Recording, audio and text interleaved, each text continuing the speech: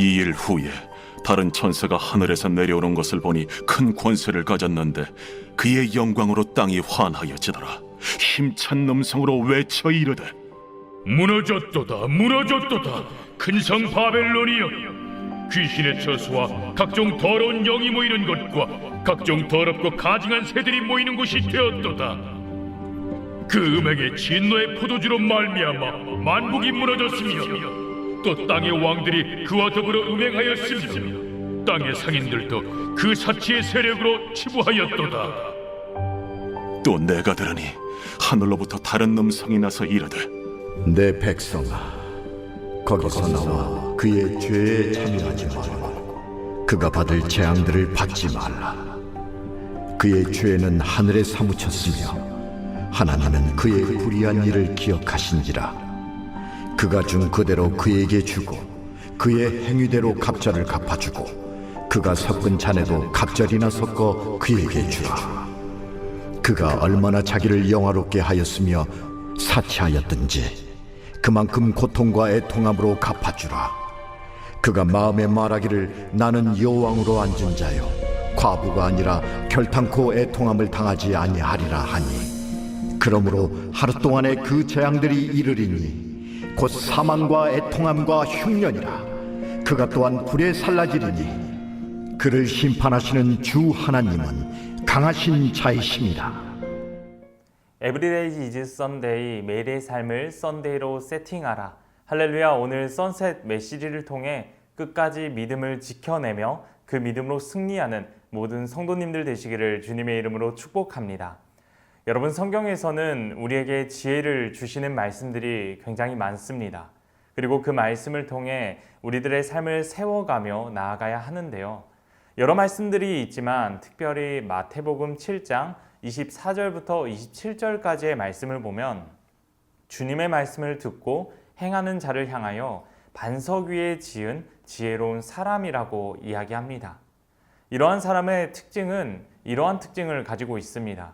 바로 흔들리지 않는다는 것이죠. 그 어떤 어려움이 있다 할지라도 모든 것으로부터 든든하게 지켜나갈 수 있는 것이죠.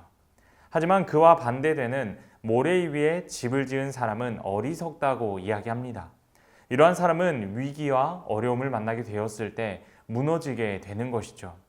특별히 이 말씀을 통해 우리들의 삶을 다시 점검해 볼 필요가 있습니다. 우리는 하나님의 말씀으로 나아가는 것이 중요한 것임을 아주 잘 알고 있어요.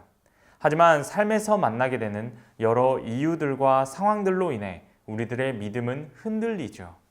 그 흔들림 속에서도 근신하여 깨어 있다면 이 모든 것들을 돌파할 수 있겠지만, 영적으로 잠들어 있다면 우리들은 끝없는 침체 가운데 빠지게 될 것입니다. 특별히 요한계시록을 통하여 우리에게 전해주시는 그 말씀은 끝까지 믿음을 지켜라입니다. 이것은 당시 그리스도인들에게 주신 말씀이고 지금 우리들에게도 동일하게 주시는 말씀이죠. 우리는 끝없는 믿음의 항해를 하게 됩니다. 그 항해 가운데 순탄한 일들만 있으면 얼마나 좋겠습니까? 하지만 그렇지 못한 상황들도 만나게 됩니다. 폭풍과도 같은 어렵고 힘든 상황을 마주하게 되며 우리는 끝없는 절망의 소용돌이에 빠지게 되기도 하죠. 하지만 저희가 잊지 말아야 할 것은 그 가운데 주님께서 우리를 향해 손 내미신다는 사실입니다. 그리고 그러한 상황으로부터 승리하기 위해서는 우리의 중심이 무엇을 향하고 있는지가 가장 중요합니다. 우리가 믿음을 지키기 위해 발버둥치며 매사에 기도하기를 힘쓴다면 우리는 믿음의 항해를 계속해서 이어갈 수 있는 것이죠.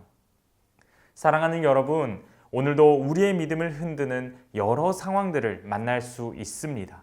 그러한 상황과 환경 속에서도 하나님 안에 머물며 우리와 함께 싸우시는 주님을 의지하는 저와 여러분 모두가 되시기를 주님의 이름으로 축복합니다.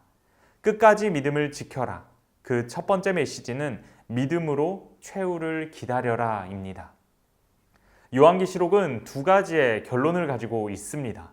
한 가지는 예수 그리스도 안에서 삶을 살다가 최후 승리를 경험하는 것이고, 또 다른 한 가지는 예수 그리스도와 연합하지 않은 자들의 최후를 이야기합니다. 오늘 말씀에서는 이 최후가 어떠한지 보여주고 있는데요. 이것은 바로 바벨론의 멸망입니다. 바벨론은 역사 속에 실제로 존재했던 나라이기도 했지만 이 나라는 이 세상 모든 것들을 대표하는 상징으로 표현하기도 합니다. 당시 요한계시록이 쓰일 때에는 로마 제국을 가리켜서 바벨론이라 말했어요. 그리고 현재 이 시대에서는 세상의 모든 나라라고 말할 수 있겠죠. 오늘 말씀 2절에서는 이렇게 말씀하고 있습니다.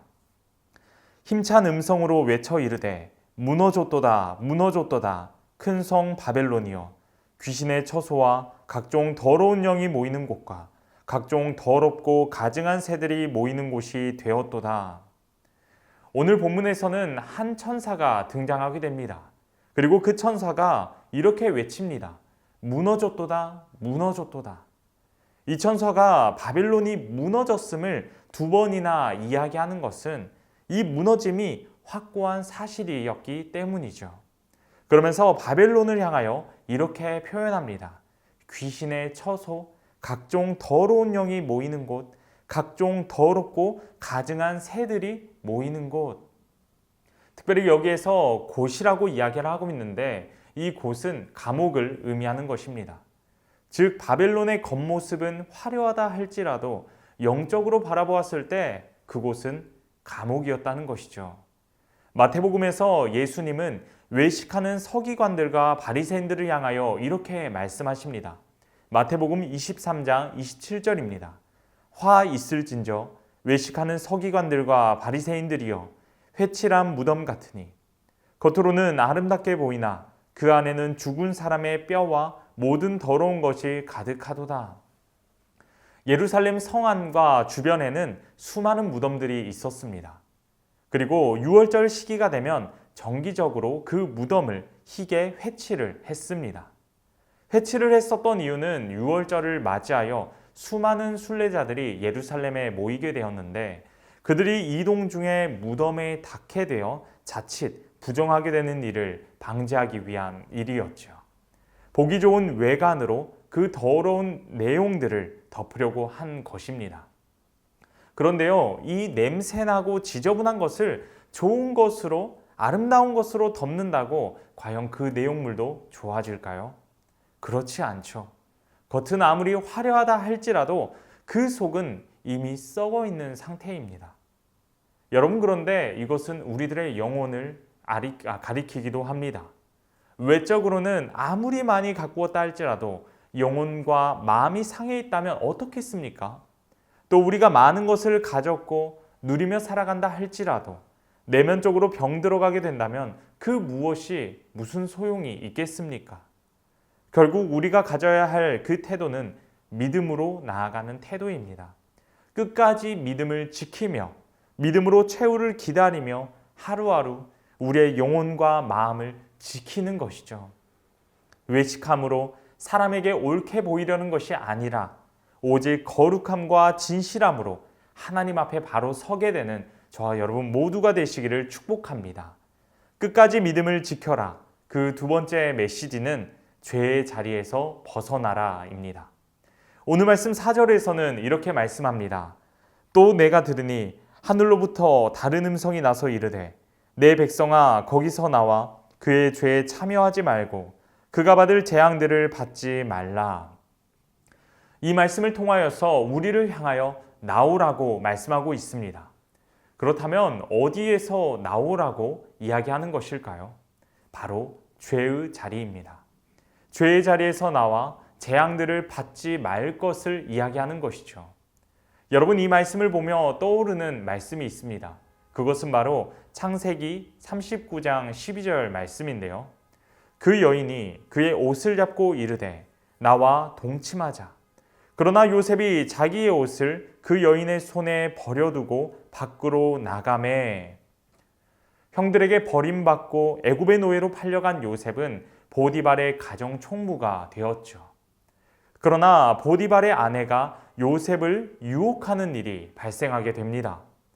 그런 상황에서 요셉은 자신의 옷을 버려두고 그 자리를 피하죠. 요셉은 이 모든 일이 하나님께 있음을 알았던 사람이었습니다. 이러한 일이 있기에 앞서 그는 보디발의 아내에게 이렇게 이야기했어요. 내가 어찌 이 큰 악을 행하여 하나님께 죄를 지으리까? 요셉의 마음, 그 삶의 중심에는 늘 하나님이 계셨습니다. 그는 늘 하나님 앞에 떳떳하게 서기 위해서 발버둥 쳤던 사람이었어요. 삶의 어떤 위기나 환난, 고통과 고난이 있다 할지라도 그는 자신보다 하나님의 마음을 먼저 생각했습니다. 마찬가지로 우리 또한 이러한 마음을 가지고 나아가야 합니다. 하나님의 말씀 앞에 우리가 분별할 것이 무엇인지, 그리고 분별하였다면 어떻게 나아가야 하는지 늘 점검해야 하는 것이죠. 사랑하는 여러분, 우리가 하나님의 말씀을 따르기 위해, 그리고 그 죄의 자리에서 피하기 위해서는 먼저 교만을 버려야 합니다. 교만은 하나님 위에 다른 것을 의존하는 것을 말하죠. 하지만 하나님께서 하나님 외에 그 어떤 것도 의존하지 말 것을 원하십니다. 헛된 욕심과 헛된 바람이 아니라 오직 하나님 한 분만을 구하며 나아가야 할 것을 이야기하는 것이죠. 오늘 하루 가운데 우리는 수많은 일들을 만나게 될 것입니다. 그리고 그 가운데 우리는 어떻게 나아가야 하겠습니까? 하나님의 뜻이 무엇인지, 하나님 앞에 잘못된 것이 어떤 것인지 분별하는 지혜가 필요합니다. 이것은 우리가 세상과 담을 쌓으라는 것이 아니에요. 우리가 세상과 하나 되어서는 안 되지만 여전히 우리는 세상 속에서 살아가고 있습니다. 세상 속에서 살아가지만 우리 안에 세상이 들어오는 것은 아니라는 것이죠. 사랑하는 여러분, 우리 안에 하나님으로만 가득 채우시기를 주님의 이름으로 축복합니다. 그리고 오늘 말씀과 같이 끝까지 믿음을 지키고 그 믿음으로 승리하며 나아가는 저와 여러분 모두가 되시기를 간절히 소망합니다. 기도하겠습니다. 사랑하는 주님, 오늘 말씀을 통하여 우리의 믿음을 끝까지 지키기를 원합니다. 어떠한 상황과 환경과 어려움을 만났다 할지라도 우리 안에 함께 하시는 성령님을 의지하며 믿음을 지키며 끝내 승리를 맛보게 되는 저희 모두가 되게 하여 주옵소서. 우리 구주 예수 그리스도의 이름으로 기도합니다. 아멘.